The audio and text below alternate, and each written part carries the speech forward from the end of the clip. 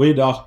Het jy geweet die woord sê dat ek en jy moet leef as 'n voorbeeld vir ander? Ek en jy, my lewe, my wese moet dien as 'n voorbeeld vir ander. Dit is Paulus wat sê, volg my soos ek Christus volg. En so ook moet my en jou lewe Christus weerspieël in alles wat ons doen en alles wat ons sê. En moet ek en jy leef as 'n voorbeeld vir ander. So wanneer mense na ons kyk, moet hulle Christus kan sien, moet hulle Christus kan beleef, dieselfde tipe liefde, dieselfde omgee.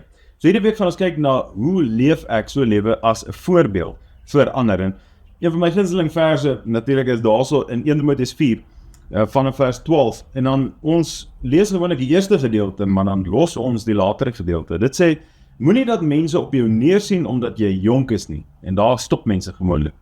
Maar hy sê verder, hy sê, neem liewer die leiding onder hulle en wys vir hulle hoe 'n Christen moet praat en wat 'n Christen moet doen. Hy sê, praat en doen. Hy sê, ja, wys vir hulle hoe 'n Christen moet lief hê en op God en Christus moet vertrou en hoe skoon 'n Christen se lewe moet wees.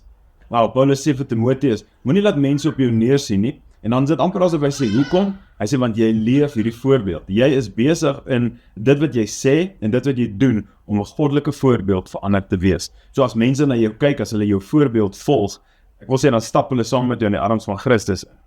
En baie mense praat oor leierskap, maar ek glo dit is wat ware leierskap is. Dit is 'n lewe wat getuig van die goedheid van God, die manier hoe ek praat, die manier hoe ek optree. So as jy voel, dalk kyk mense op jou neer omdat jy jonk is, hierso, ek wil sê, amper is die antidote, hierso is die ding wat mense se opinie oor jou sal verander. Hoe leef jy? Wat sê jy en wat doen jy? Maar dit is die dinge wat bepaal hoe mense my en jou op die einde van die dag sien. So mag ek en jy 'n voorbeeld wees, soos wat ons in hierdie week ingaan, deur dit wat ons sê, dit wat ons doen, te meet aan Christus se standaarde vir ons lewe. Mag ek en jy soos 'n jong Timoteus leef voluit en dit wat ons doen, dit wat ons sê. Sien uit om jou môre weer te sien, jy moet 'n geseënde dag hê. Tot dan, totsiens.